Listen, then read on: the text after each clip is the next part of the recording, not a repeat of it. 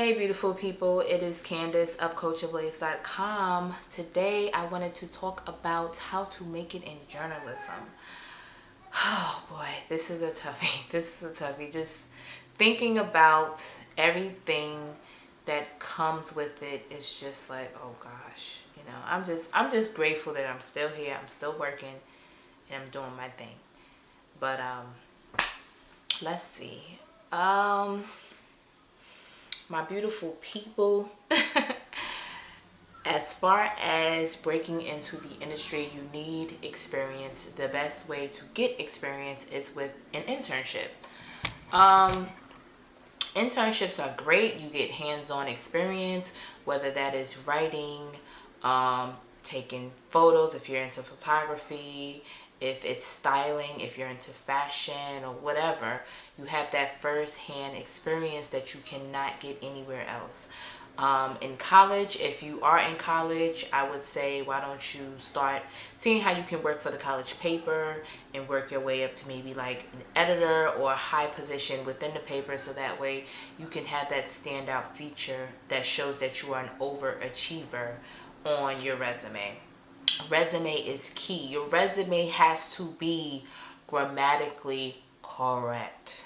It needs to be as complete as possible with the names of your companies, the dates. Everything must be uniform and flawless. I mean, it's the first thing hiring managers see. So if you don't take special care with your resume, that tells me like, this person really doesn't want this job, or they really don't think that, being meticulous is an actual trait that they should have. So you need to be meticulous with everything.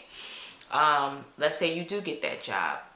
You get that job by having people support you, mentors. You keep people that have helped you in your journey, whether that's a teacher, a guidance counselor, an editor that you intern for, or whatever. You keep those people in your back pocket so that when you do apply for another job, you can say, hey, this person can vouch for me, or you can ask them for a formal letter of recommendation. Getting into the industry is not as difficult as it was for me in 2007, because I came onto the scene fresh out of college with no experience, none. And I did a few internships and they pretty much helped me. If it wasn't for my internships, I don't think I would be where I am now. I needed them.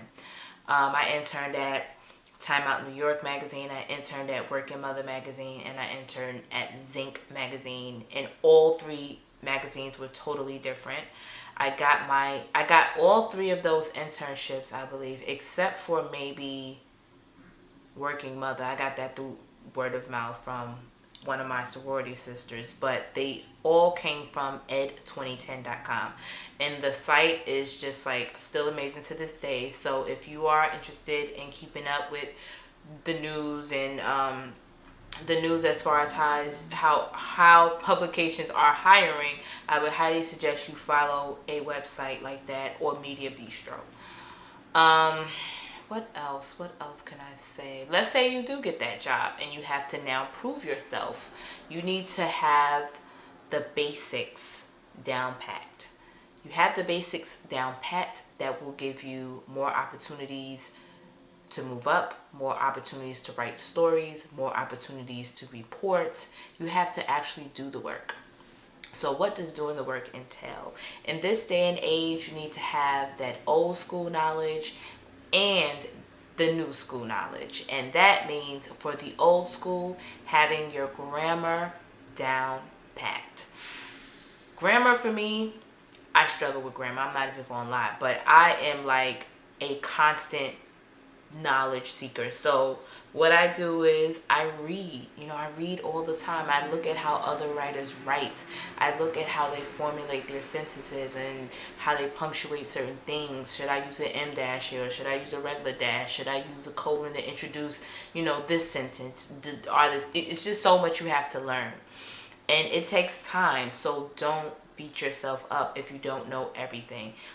There's no way you can know what a publication wants from you as a writer until you get there. So you just have to just know the just, you know, the kind of the framework of what is expected. And then once you get in, then you start, you know, doing this and doing that, because each publication has its own style. So I would definitely suggest you invest in Strunk White. I think it's like $15. That is like the grammar Bible. Stephen King is like another grammar writing god. He has a book called On Writing, which I have not read yet, but I will, and it's highly suggested. What else should you do? Now, as far as the grammar is concerned, that's just the bare minimum, but you also have to know how to formulate a readable article. That means coming up with a headline that summarizes each important detail of what you're trying to say. And in a digital age, that it's different now. It's not just the witty headlines that we run in newspapers and magazines that kind of have hidden messages or whatever. No, you have to write for SEO these days. So now you have to write headlines that include each major player in your news story with a strong, you know, verb connecting the two or whatever. So, and also you have to have a strong lead. What is a lead? A lead is basically your first sentence or paragraph that introduces your story. It's like a teaser. It entices people to want to read more, and it's funny and it's quirky or whatever, you know. So that's basically what a lead is. Also, you need to have strong quotes. So when you interview people, you want to ask the right questions. You need to know what your job or your publication is expecting of you to ask and where they want the story to go. So make sure you keep that person on the phone as long as possible, or in person as long as you can, to get as much information that is humanly possible. And your transitions have to be solid. You want to have the transitions flow and you know, introducing a quote or a different part of the story, and you know, it just has to, it's just like a science. It's like kind of like baking. The ingredients, these are all ingredients that you mix together to create the perfect news story. And now that's the old school. Now with the new school is obviously social media, as I touched upon. And you gotta know that there are different ways to illustrate a story. So it's no longer just writing. Now it's like, okay, let me go to Instagram and embed this photo because it goes with what I'm saying.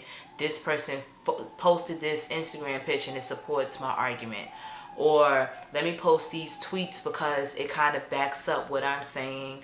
Or let me add this video to kind of, you know, illustrate the time period, or, you know, whatever. You have to be well versed in everything. Vine, Tumblr, Pinterest, and everything. You just got to know how to do it. And also you have to be very marketable. I am one of those people who does not really have a beat. Having a beat is like, okay, you cover crime, you cover sports, politics. I write about everything, and I have an interest in everything, which I think is good. You know, I don't ever get stuck in a rut or in a box, because there's always something to talk about. So if you have a strong interest in, say, politics, and you want to be a beat reporter in politics, you need to market yourself. You need to know every detail about the upcoming presidential election. You need to know every detail about local elections. You need to know about past elections. You need to know just everything, every single detail, so that way you can find a loophole that's going to be your next story.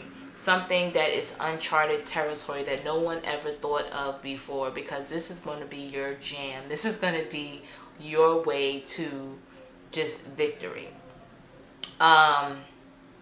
And also be nice.